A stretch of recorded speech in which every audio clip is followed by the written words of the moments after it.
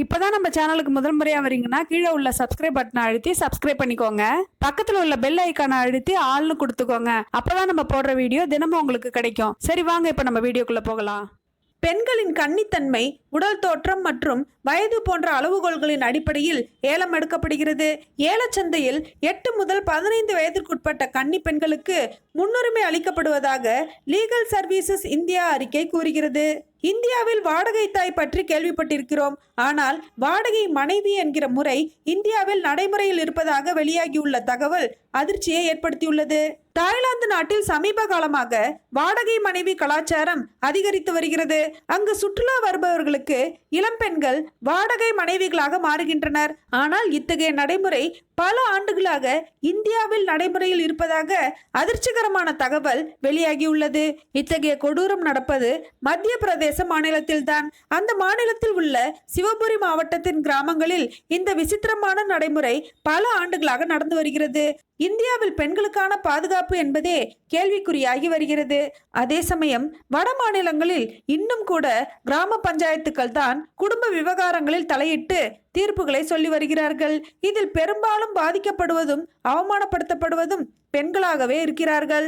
தாடிச்சா பிரதா என்று அழைக்கப்படும் இந்த முறையில் பெண்கள் 1 மாதம் முதல் 1 வருடம் வரை ஆண்களுக்கு மனைவிகளாக வாடகைக்கு விடப்படுகிறார்கள்.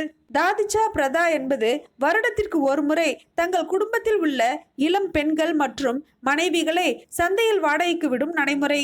பல நூற்றாண்டுகளாக தொடரும் இந்த நடைமுறையில் திருமணத்திற்கு பெண்கள் கிடைக்காத கிராமத்தில் பணக்கார ஆண்கள் வாடகை மனைவிகளை ஏலம் எடுக்கிறார்கள். கன்னித்தன்மை, உடல் தோற்றம் மற்றும் வயது போன்ற அளவுகோல்களின் அடிப்படையில் ஏலம் எடுக்கப்படுகிறது.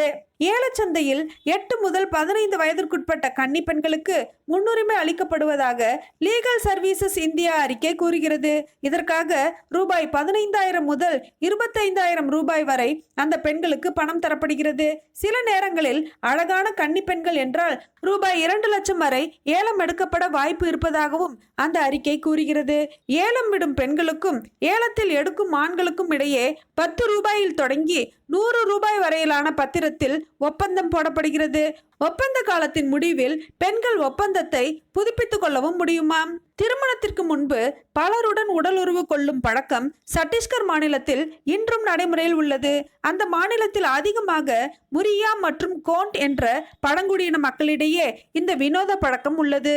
பாலின விகிதங்கள், வறுமை, வரதட்சணை கொடுமை ஆகியவற்றால் வாடகை மனைவி நடைமுறை பின்பற்றப்படுவதாக சொல்லப்பட்டாலும் இந்த கொடூர நடைமுறையால் பெண்கள் பாலியல் ரீதியாக சுரண்டப்படுகிறார்கள் என்கிற அச்சமூட்டும் உண்மையும் வெளிப்பட்டுள்ளது.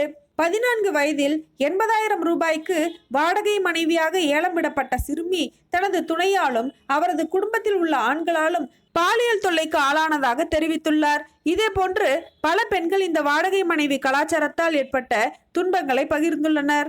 இக்கலாச்சாரம் குறித்து மத்திய பிரதேச காவல்துறைக்கு தெரிந்திருந்தாலும் புகார் தர யாரும் முன்வருவதில்லை என்பதால் சட்ட ரீதியாக தடுக்க முடியவில்லை என்று அந்த அறிக்கை கூறுகிறது.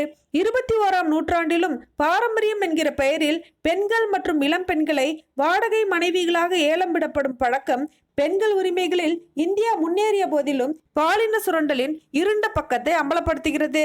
பெண்களை கண்ணியம் மற்றும் மரியாதைக்கு தகுதியான மனிதர்களாக கருதாமல் வருமானம் ஈட்டும் சொத்துக்களாக கருதுவதை உடனடியாக தடை செய்ய வேண்டும் என்று குரல்கள் எழுந்துள்ளன. வாடகைக்கு பெண்களை விலைக்கு வாங்கி செல்வதற்கு நிறைய காரணங்கள் உள்ளன. தங்களது வீட்டு வேலைகளுக்கு இப்பெண்களை பயன்படுத்தி கொள்ள விலைக்கு வாங்கி செல்கிறார்கள், அல்லது தங்கள் வீடுகளில் உள்ள வயதானவர்களுக்கு சேவை செய்ய விலைக்கு வாங்குகிறார்கள். சிலர் தங்களுக்கு இன்னும் மணமகள் கிடைக்காததால் அதுவரை இப்பெண்ணை வாடகைக்கு தங்களுடன் அழைத்து செல்கிறார்கள். பெண்களை விலைக்கு வாங்குவதற்கு இப்படி ஆண்களுக்கு நிறைய காரணங்கள் இருக்கின்றன. ஆனால் சந்தையில் விலை போவதற்கு வறுமை தவிர பெண்களுக்கு வேறு எந்த காரணமும் இல்லை. கொடிது கொடிது வறுமை கொடிது, அதனினும் கொடிது இளமையில் வறுமை.